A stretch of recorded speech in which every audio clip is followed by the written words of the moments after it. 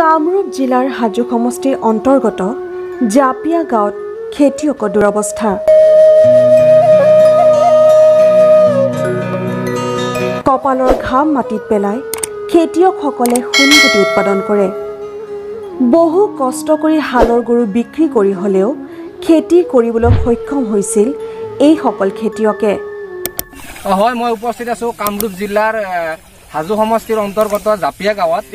আমাৰ লগত উপস্থিত আছে যোনে খেতিটো কৰিছিলে, আমাৰ তেখেত আমাৰ লগত উপস্থিত আছে। আমি তেখেতৰ পৰা আমি জানিব চেষ্টা কৰিম। মানে কিমান বিঘা খেতি কৰিছিলে? মই 2 বিঘা খেতি কৰিছিলো। হয়, এতিয়া মোৰ টকা 7,000 ৰওঁতে গৈছে। আৰু আজি বা 10জন 12জন মানুহৰ ঘৰত কিমান টকা হয় মই সেইটো হিচাপ নাজানো বেছি। হয়নে কিমান টকা হয় মোৰ আজি 12জন লাগাইছো, কিন্তু এতিয়া পানী আগবুক ধানত এতিয়া কিবা কৰিছো, এতিয়া বুটলছো দে। আৰু কৰোণা টাইমত আপুনি 10জন মানুহ লগাইছে, পইচাটো আপুনি ক'ৰ পৰা সংগ্ৰহ কৰিছে? মই গৰু বেচিছো। গৰু বেচি পেলাই এই ধান কটা মানুহক দিছো, হাজিৰা মানুহ। এতিয়া গৰু বেছি পেলাই মই দিছো, নহ'লে মোৰ পইচা নাই। মই খেতিয়কে মানুহ, মই ক'তো নাপাওঁ পইচা। সেইকাৰণে মই অলপমান খেতিৰ কাৰণে অনুৰোধ কৰিছো আপোনালোকে যে সহায় কৰে। অন বছৰৰ দৰে আপুনি আজিও এই পানীৰ তলৰ পৰা ধান কাটিবলগীয়া হৈছে। আপুনি চৰকাৰক হয়তো কৃষি মন্ত্ৰীক আপুনি কেনেদৰে আহ্বান জনাব? কৃষি মন্ত্ৰীক আৰু যেতিয়া মোক অলপ সহায় সাহায্য কৰে মোৰ তেতিয়া নথৈ নহ'ম। বুজি লয়, গাড়ী 1 মাইলৰ ৰাস্তাত নিব লাগিব গাড়ী দি। এতিয়া বেলেগ একজনৰ বাহিৰত থৈছো, এতিয়া কাটি নি পেলাই অথৈ দিওঁ, পানী ধুতি থওঁ টুটি পানী, ধুতি থওঁ টুটি পানী। গতিকে মই খেতিখিনি একঘৰ মানুহৰ চোতালত থৈছো। এতিয়া গাড়ী দি নিব লাগিব, গাড়ী দি নিওঁতে ভাড়া কিমান ভাড়া লয় নাজানো। কিন্তু এজাক বৰষুণতে তেওঁলোকৰ পানীত হাঁহ নচৰা অৱস্থা হৈছে। তেওঁলোকৰ পথাৰ উপচি পৰিছে পানীৰে। পানীৰ বহু তলত এতিয়া খেতি মাটিডৰা। তথাপিও এবুকু পানীৰ তলৰ পৰা সোণগুটি বুটলিবলৈ অশেষ চেষ্টা কৰিছে খেতিয়কসকলে।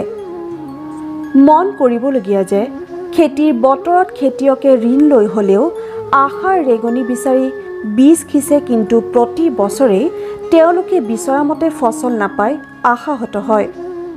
আপুনি ইয়াতে কিমান মাটি কৰিছিলে?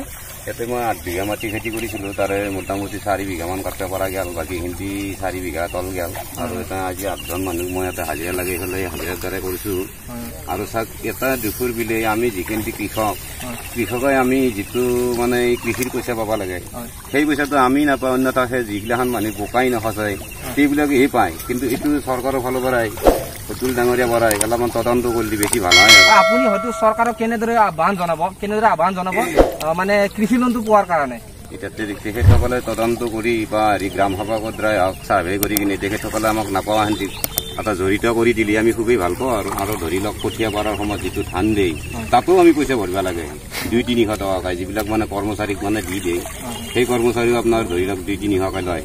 যিটো সাৰ মানে কিবা পাব লগা হয় সেইটো আমি টাইমত নাপাওঁ। সেইমতে আমি পালি বেছি ভাল লাগে কৃষকখিনিক।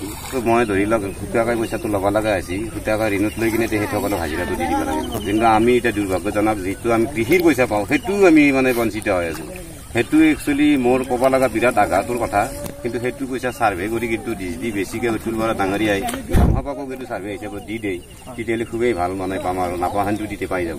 তাৰ কিমান মাটি আছে কি আছে সেইখিনি জড়িত কৰি লৈ তেখেতসকলে ছাৰ্ভেটো কৰিলে বেছি ভাল। আৰু হয়, আপুনি এই ক্ষেত্ৰত এই মুহূৰ্তত আপুনি স্থানীয় বিধায়িকাক আপুনি কেনেদৰে আহ্বান জনাব এই ক্ষেত্ৰত? তেখেতে ধৰি লওক যিটো আমাৰ বানপানী সৃষ্টি হৈছে, তেখেতে আজি ধৰি লওক আজি গাঁৱে ভূঞে ঘূৰিব লাগিছিল, কাৰ কি ক্ষতি হৈছে, ক্ষতিৰ বিনিময়টো চাব লাগিছিল, চাই কিনে এটা অভাৱ দিব লাগিছিল।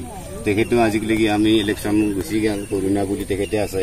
আজিলৈকে কোনো এটাত মানে গাঁওখন ঘূৰিব অহা নাই বা সমষ্টিবাসীত মানে এটা সান্তনা দিব অহা নাই।